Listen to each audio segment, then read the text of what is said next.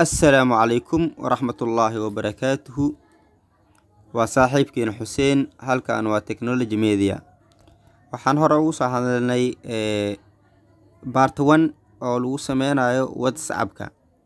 Qaybtan qaabka ugu sameeyaa WhatsApp-ka dhexdiisa new group sida ugu sameeyaa ama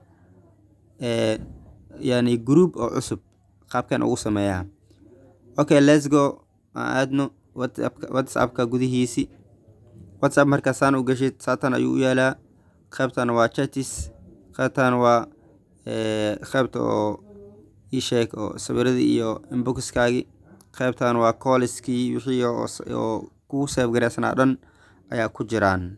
qaybtan oo ujeedaas oo lambarada ku save gareysan dhammaan waa kuwan. Marka waad halkan intan waa ka sameyn kartaa adoo banaanka joogana waad ka sameyn kartaa.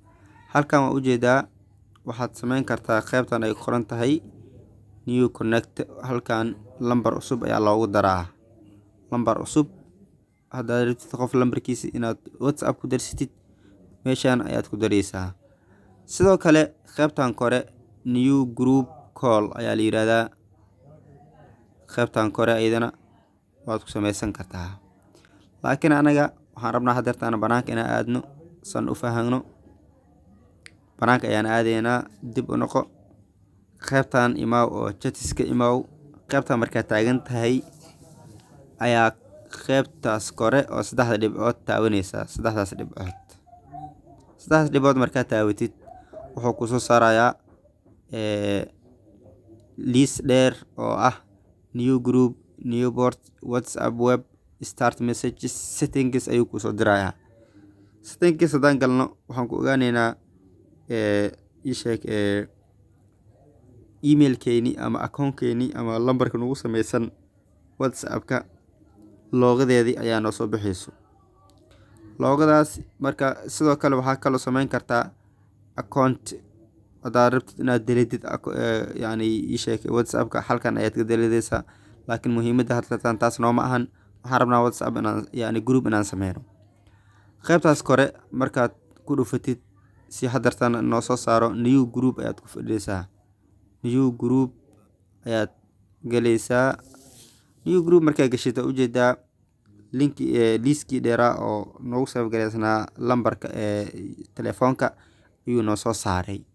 marka keliya waxaa laga rabaa adi inta markaas aad rabtid groupka inaad isku keentid inaad ticket saartid bes oo saan aa u taawatid. ujeedaa hadartan midkan waa noo saaran yahay.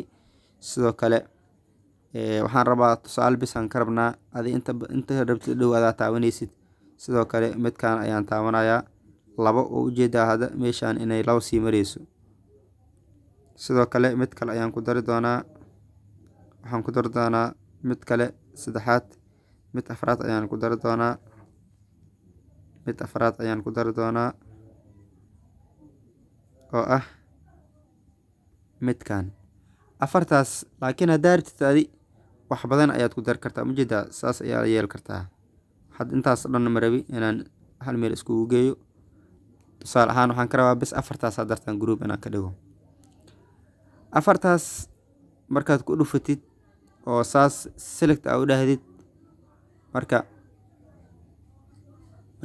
markaad saas u dooratid marka waxaad imaanaysaa qaybtan hoose filaartan ayaa taaban doontaa. okay, filaarta taawo. okay, groupkii ayuu noo soo bandhigay. groupka marka halkan ayaad waxaad sameynaysaa groupka magaciisi ayaad ku qor doontaa. sidoo kale hadartaan meeshaas waxaan ku qoraynaa tijaabo.